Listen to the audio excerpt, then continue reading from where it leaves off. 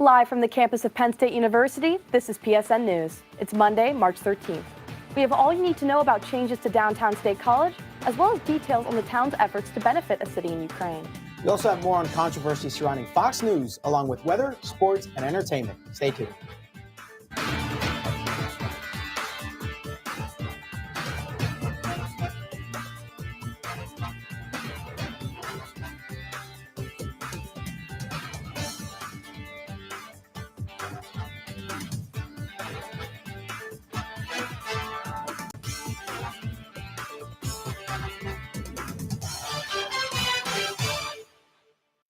Thanks for joining us tonight. I'm Morgan Suppes. And I'm Carlos Garcia.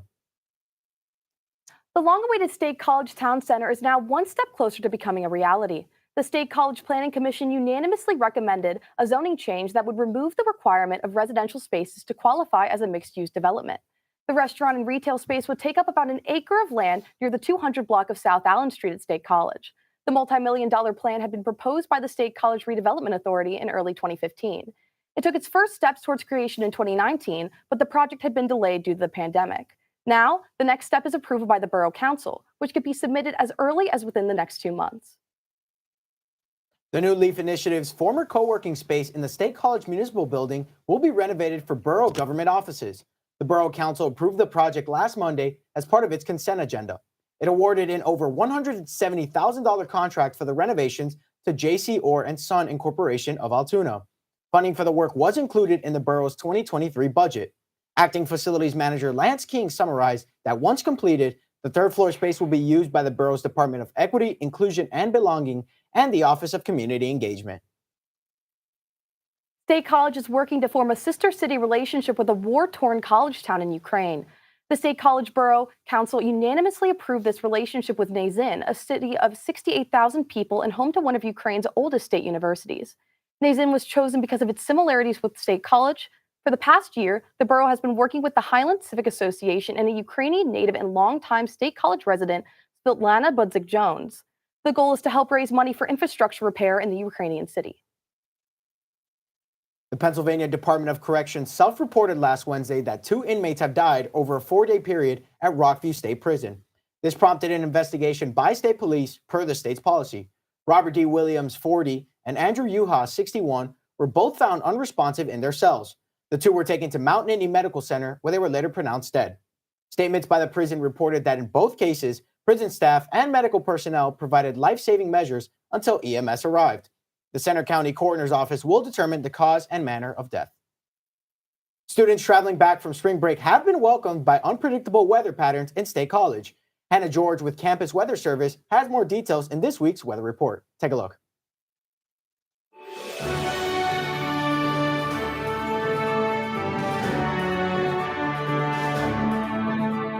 From the students of Penn State Meteorology, here is your Penn State Campus Weather Service forecast. Good evening from the Penn State Campus Weather Service. I'm Hannah George. I hope you all have had a great day so far. Over at the hub, we're looking at a temperature of 38 degrees right now, and I know it's a little hard to tell on this camera, but there is some precipitation going on out there, and it's leaning more towards some sort of wintry precipitation, and it has for most of the day. That feels like a 31, definitely cooler out there, so be sure to grab a jacket or maybe even pull out your winter coat again before you head anywhere. Taking a look at the radar, right now, State College mainly seeing a wintry mix, as I mentioned. You can see that rain's trying to move in here, but it really just can't seem to break the seal of the wintry mix. The eastern half, they're definitely looking at more rain over there, but the western half here, they're looking at a wintry mix mainly for sure. That's what's going on. Looking at this center area of the state, you can see temperatures mainly staying in the 30s. Places like Harrisburg are peaking into the 40s, but mainly all of the states in the 30s, except for a couple places there on the east, like Philly, Allentown. They're peaking in the 40s, but we're staying in the 30s on this side over here. Speaking on cooler temperatures and precipitation, as you can see, the eastern half of the state and places like Erie and even this Laurel Highlands region down here, we're looking at a winter storm warning of sorts, watches warning, a couple different winter alerts going on out there. And let's take a look at why exactly that is. As mentioned, precipitation has definitely been present here today in most of the state, and you can see that's going to be the case as we move on here overnight. Around 10 p.m., you can see this big system here. And make sure you keep an eye on this system up here in the northeast, because that system is not going to move for a long time. And they're going to be looking at some sort of accumulation up there in that northeast region for sure. As you can see, moving on, it's not really one of those big systems. We see a lot of those huge ones that just cover the state. But what's scattered around is pretty consistent. You can see places like Johnstown, they're going to be seeing some sort of accumulation due to this downwind from Erie that they are seeing out there. You see, moving on, it kind of clears out mainly by Tuesday midday, but definitely going to be here for a while, that precipitation. Let's take a look at what we might be seeing accumulation wise. You can see when we wake up tomorrow, State College not quite in an inch, almost there, but not really. But places like Franklin and Scranton, they're already up there, especially Franklin over here at 2.5 inches. As we move on a little, by Tuesday midday, we're going to be looking at Scranton. They finally have gotten over 2 inches up there, 2.3 inches to be exact. Franklin, they've moved up a little bit, but not much. Here in State College, we're not seeing much movement on that accumulation side of things. That's not going to really change a lot out there. You can see by Wednesday morning, Scranton's at 3 inches, Franklin's at 3.1 inches. A lot of places have stayed the same, like State College. We stay consistently at that 0.7 inches. But as you can see, places like Scranton, we're going to be seeing an actual amount of accumulation. I know in February we didn't see a lot of snowfall that lasted, but definitely something to be on the lookout for. As we head into tonight, we're going to be seeing a temperature of 27 degrees with that wintry mix like I mentioned. And when you wake up tomorrow, that wintry mix might still be here. And we're going to be looking at a temperature of 34 degrees as the high tomorrow. It's going to be pretty cloudy out there. And be on the lookout for those gusts, 40 miles per hour out there. Maybe don't wear a hat if you were planning on it. That is pretty gusty out there. Your 7-day forecast. Today we're going to be seeing a high of 38 degrees and that low of 27, as I mentioned. Tuesday, a high of 34, like I mentioned, and a low of 25. Wednesday, we're going to move back up just a little as we see a high of 42 and mainly sunny out there. Thursday, going up even more, back into those 50s with a high of 54 and mostly sunny out there. Friday's going to move on up just a little bit as we see a high of 56, but there is a good chance for rain out there, especially from noon to a little bit into the mid-afternoon there. Saturday, going back down into those 40s with a high of 45, partly sunny out there. Sunday, dipping down even more with a high of 40 degrees, but it will be sunny out there, so at least that's good, right? All right, that's all I have for you today. I'm Hannah George for PSN News.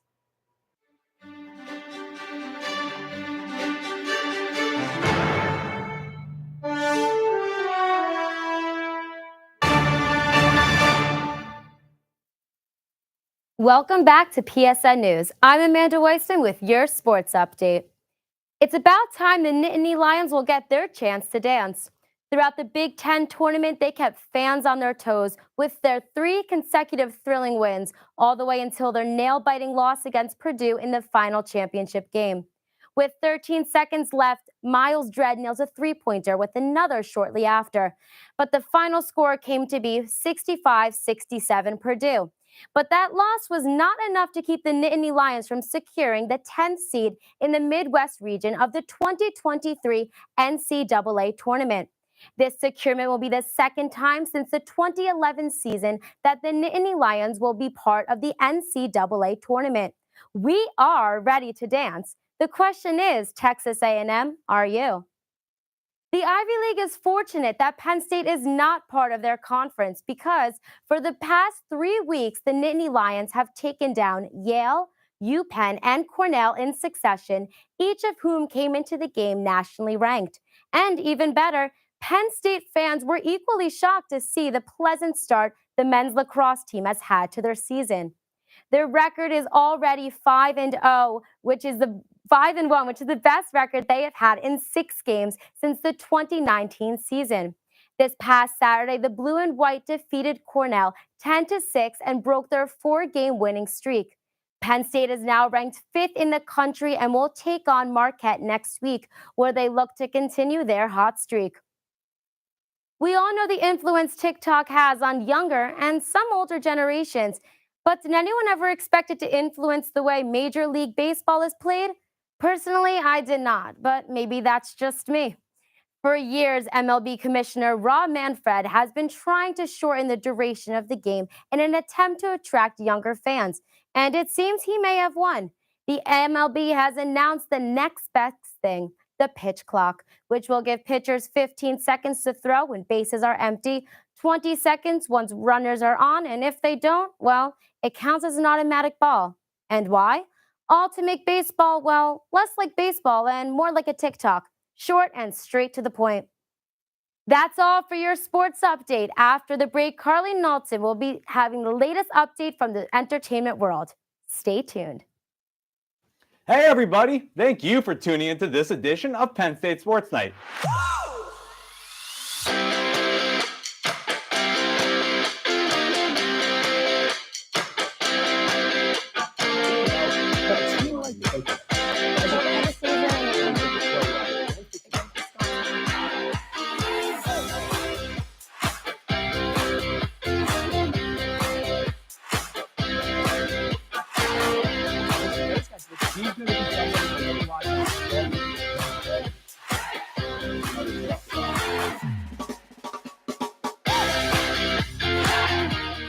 For all of us here at the Belisari Media Center, we are Penn State Sports Night.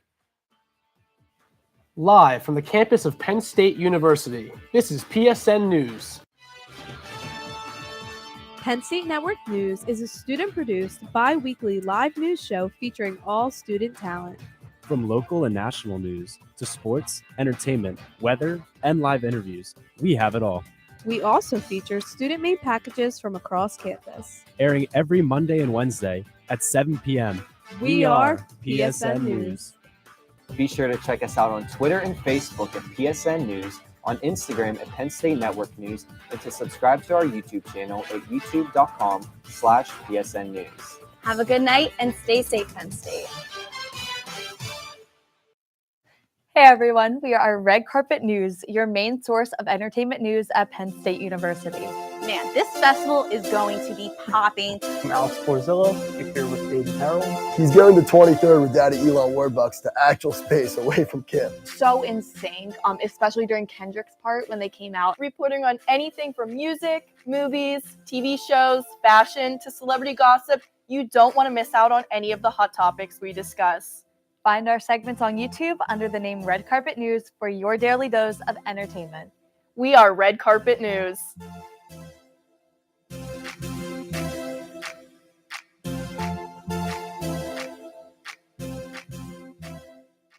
Welcome back to PSN News. I'm Carly Knowlton with your entertainment update. A perfect way you could have started your spring break was to see 80s rock band Journey perform last week. Journey entertained the Penn State community on March 3rd as a stop on its Freedom Tour, along with Toto, another popular rock band. It was a sold-out concert that was filled with tons of energetic fans. This was Journey's 50th anniversary tour. In the middle of Toto's performance, the lead vocalist introduced the band and their newest members. They ended their set with the iconic song Africa, which was once #1 on the Billboard Hot 100. To finish off the night, Journey sang Any Way You Want It, with lots of confetti in the air and high energy to say goodbye to their fans. The Eberly College of Science is partnering with 3 Dots, a community arts center downtown, to host its 3rd annual Pi Day Science Open Mic Night. The event is for anyone interested in a fun-filled night of science-themed performances.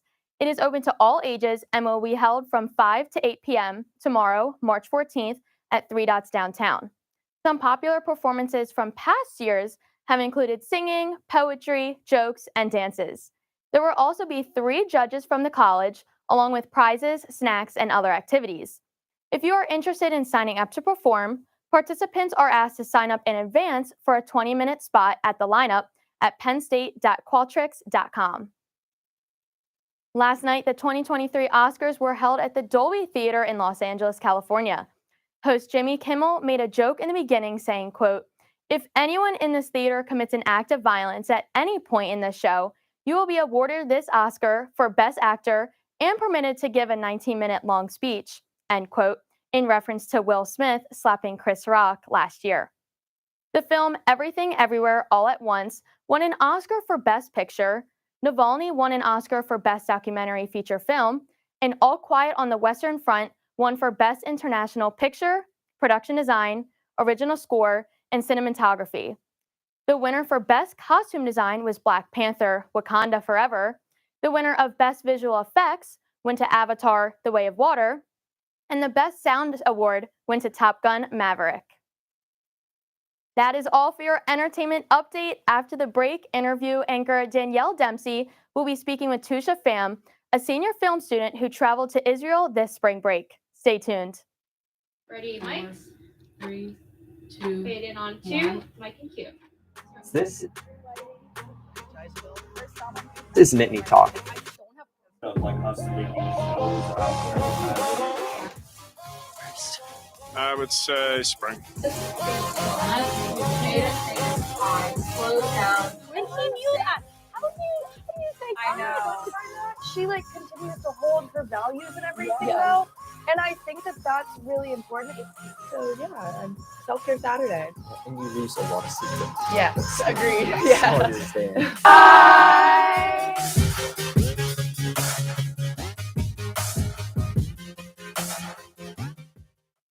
Hey everyone, welcome to Culture Central. My name is Jaden Stewart, What's good, everybody? My name is Eric Pichardo, and we are your hosts creators and executive producers of Culture Central.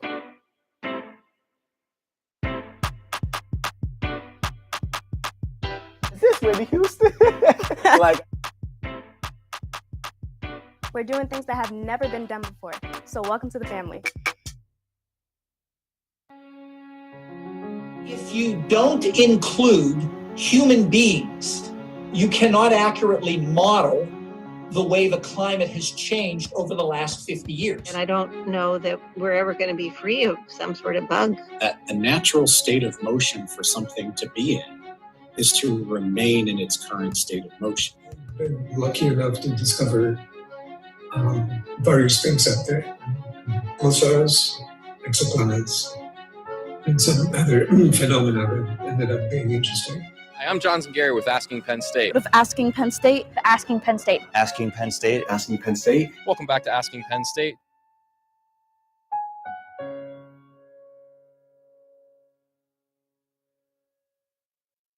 Hello and welcome back to PSN News. I'm Danielle Dempsey. With me tonight is Tusha Pham, a senior film student who traveled with Penn State's College of Communications to Israel this past week for an embedded international documentary course. Tusha, thank you so much for joining me tonight. Yeah, of course. Thanks for having me. I'm so excited to kind of give you a rundown of like my whole entire time in Israel. Yeah, and welcome back. Thanks. Back to the States. So your trip with Israel was part of an embedded course with COM 437A. Yeah. Could you explain what an embedded course is? Yeah, of course. So basically an embedded course is an undergraduate or graduate program that kind of has an international travel component to it. So that travel component usually takes place whether it's like in winter break, spring break, and also it could also be like a Maymester or anything like that. So as long as that that course has kind of like that travel component, it's basically considered like an embedded program. Okay, cool. And your embedded program was to Israel. And Yes. what was Israel like? Oh my gosh, Israel was so much fun. It was actually my first time going to Israel. I feel like if it weren't for this program, I probably wouldn't have chosen to go to Israel anyway. But no, Israel was so much so great. Just the culture, the food there was awesome. Falafel, hummus, all the Mediterranean foods. And also just I'm a big fan of architecture too. So seeing just the old architecture mixed with the new architecture was really, really fun for me. So it was a blast. Absolutely. Lots of history in Israel. So what was the goal of your classes study abroad to Israel? Yeah, so basically, COM 437A is advanced documentary. So basically, goal was to make a documentary that we were kind of, we were doing all the things that we need to do to plan for it, whether it was logistics, figuring out travel, things like that, before actually going to Israel. So we spent 10 days there, and the first leg of just being there was more so sightseeing, things like that. And then, towards the middle of it, the big chunk of it was all for production. And then towards the end was more sightseeing stuff. But yeah, basically the goal was to make a documentary film. I think we had a total of, let's see, 1, 2, 3, 4 or 5 films. Wow. Yeah, and we kind of paired up with each other. We were kind of bouncing around on sets that we kind of planned for. And yeah, basically to make a nice short student film. Okay, cool. And so what was your group's documentary about? Yeah, so I love talking about this just because it kind of reflects a lot on my cultural identity and things like that. So my documentary was primarily based on the owner of a Vietnamese Chinese fusion restaurant, and it's all about like a Vietnamese refugees journey coming from Vietnam to Israel. Just because prior to even doing any research or anything like that, I spoke with my professor Pearl Gluck. And we were kind of researching just like the communities within Israel. And, like I told her about where I come from and like my parents' background and things like that. And we were kind of like looking up like the Vietnamese community. And I had no idea there was a Vietnamese community in Israel. So that was pretty awesome. So it was good to kind of, dig deep into my culture and things like that and just figure like, base it off of like the restaurant and foods. And it's always nice to like hear someone else's story, especially when it kind of like relates to yours in a way. So yeah, basically just, the restaurant, the owner and kind of her journey, acclimating to a totally new environment when she came to Israel. Wow, that sounds really interesting. And it was cool that you were able to do something that was personal to you and you could connect with on a deeper level. Yeah. And so what did a typical day look like trying to put together this documentary on such a short time? Yeah. So aside from, like the sightseeing and like the already like pre-planned things that we had, Israel wise. So a regular day with production and honestly very much varied, just because I feel like with documentary, like there's so many like unplanned things and like things that like come up that you don't really know about.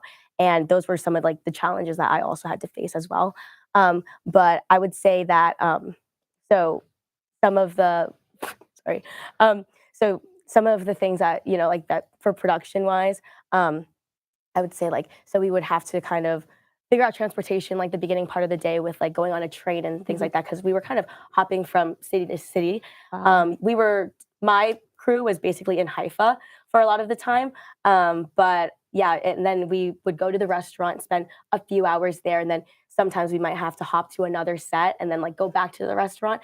But there was a good chunk of hours spent at the restaurant, just like talking to subjects, customers, like kind of figuring out like where we're filming and like just all the pre-planning stuff and like just, conducting the interviews and things like that. And then towards the end of it was just figuring out travel back and just like logistics of the entire day being there, obviously like accounting for meals, travel time back to where we were, like staying like at the hostel. So lots of planning and stuff, but a lot of fun. Wow, that sounds incredible and very busy. Yeah, So yeah. if you had to choose a favorite memory from your time in Israel, what would that be?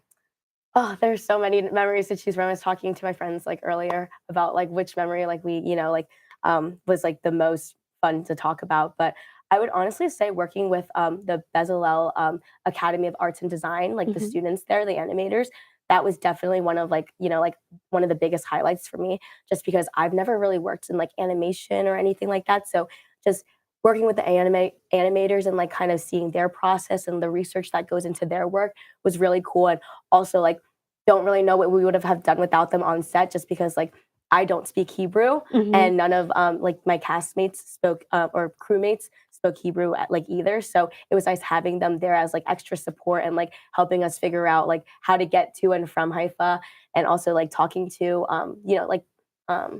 C was the restaurant owner, so, and she was more comfortable speaking in Hebrew. So I don't know what I would have done without them, but I would definitely say working with the animators, it was an amazing experience. Wow. And that's something you don't think about, the language barrier. Like that's a huge barrier to, tackle when you're there. So that's incredible that you were able to find those people who could help you guys so much. Totally. And that overall sounded like an incredible opportunity. So I was wondering, would you recommend embedded classes to other students at Penn State? Absolutely, like 110%. Like I always tell, like my friends and peers, take like chances of the opportunities that come to you, take advantage of them. Like I said before, like I would have never like, chosen Israel to like go to as just like, like to just like stay there and like have fun. But I'm really glad that, like this embedded course kind of gave me that opportunity even to like make a short doc there. Like I feel like I wouldn't have ever had that opportunity if it wasn't for it. So definitely 100%, like 110% recommend it. And like, like it comes with so many experiences that like you probably would have never dreamed of. And it's definitely a once in a lifetime opportunity. Right. So, yeah. Well, thank you so much for coming in today and talking Thanks, about your Ashley. trip. I loved hearing about it. Yeah.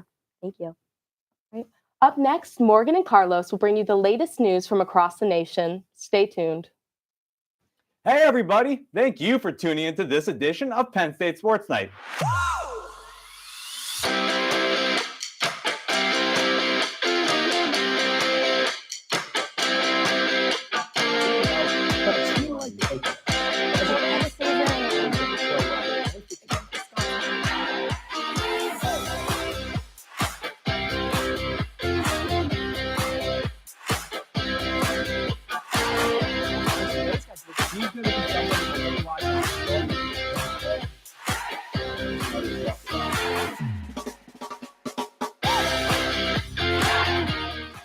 all of us here at the Belisari Media Center, we are Penn State Sports Night. Live from the campus of Penn State University, this is PSN News. Penn State Network News is a student-produced, bi-weekly live news show featuring all student talent. From local and national news to sports, entertainment, weather, and live interviews, we have it all. We also feature student-made packages from across campus. Airing every Monday and Wednesday at 7 p.m. We are PSN News. Be sure to check us out on Twitter and Facebook at PSN News, on Instagram at Penn State Network News, and to subscribe to our YouTube channel at youtube.com/PSN News. Have a good night and stay safe, Penn State. Hey everyone, we are Red Carpet News, your main source of entertainment news at Penn State University. Man, this festival is going to be popping. I'm Alex Porzillo, you're here with Aiden Harold. He's going to 23rd with Daddy Elon Warbucks to actual space away from Kim. So in sync, especially during Kendrick's part when they came out, reporting on anything from music, movies, TV shows, fashion, to celebrity gossip. You don't want to miss out on any of the hot topics we discuss. Find our segments on YouTube under the name Red Carpet News for your daily dose of entertainment. We are Red Carpet News.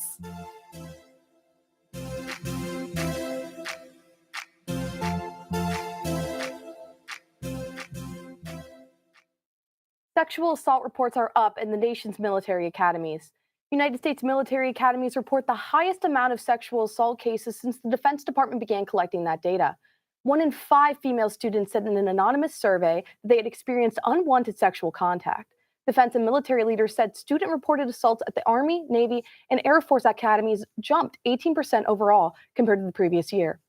The increase was driven largely by the Navy, which had nearly double the number of reported assaults in 2022. Leaders at the Naval Academy say the increase is, quote, extremely disappointing.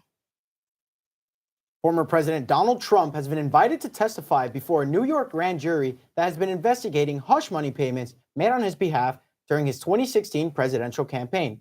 Trump attorney Joseph Tacopina confirmed Thursday that the Manhattan District Attorney's Office has invited the former president to testify this week. Prosecutors now near a decision on whether to proceed with what could be the first criminal case ever brought against a former U.S. president. Any indictment would come as Trump is ramping up a run to regain the White House in 2024. While simultaneously battling legal problems on multiple fronts. Inside information from Fox News executives are causing more problems for the network. Court records released this week show Fox News founder Rupert Murdoch instructing newscasters to, quote, dump on West Virginia Republican nominee Don Blankenship. Former President Donald Trump said Senate Majority Leader Mitch McConnell appealed to Murdoch, quote, for help in stopping his nomination. These emails were revealed as court documents in a $1 billion defamation lawsuit with Dominion Voting Systems. The revelations pose a challenge to the credibility of the most watched cable news network in the U.S. This act demonstrates Fox being actively involved in politics instead of simply reporting about it. Fox described the lawsuit as a flagrant attack on the First Amendment and said the company had taken statements out of context. A former Fox executive was convicted Thursday of paying tens of millions of dollars in bribes to nab the broadcasting rights to the World Cup and other top soccer matches. A Brooklyn federal jury deliberated 4 days before returning the verdicts. Hernan Lopez, the former CEO of Fox International Channels, was convicted.